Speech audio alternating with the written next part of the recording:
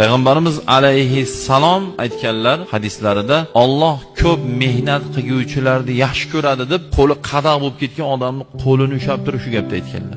Mehnat qilavergandan mana qo'llar, ko'jalarni oralari yorilib shuna bo'lib ketganlar bo'ladi. Qo'lini ming yuvsin ham pokiza bo'lmaganga o'xshaydi. Mabodo o'shanaqangi odamlar bilan yonida o'tirib qolsangiz, bitta tovoqda osh yeganda ko'nglingizga keltirmang. Nabarot xursand bo'lingki, Alloh yaxshi ko'rgan insonni qo'li siz bilan bitta tovoqda yeyapti. Bu baxt siz uchun. Deb ushlaganingizda mayli qadaqmi, u qo'lni qo'yib yubormang. Ushlang birarmini. Qadaq bo'lsa ushlang. Nimaga? U mehnat qilgan u. U Alloh yaxshi ko'radigan qo'l u.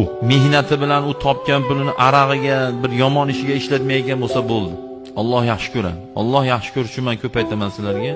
Domla, qora aka, hoji aka bo'lish shart emas. Alloh yaxshi ko'radigan inson bo'lish uchun yaxshi odam bo'ling, bo'ldi, tamom.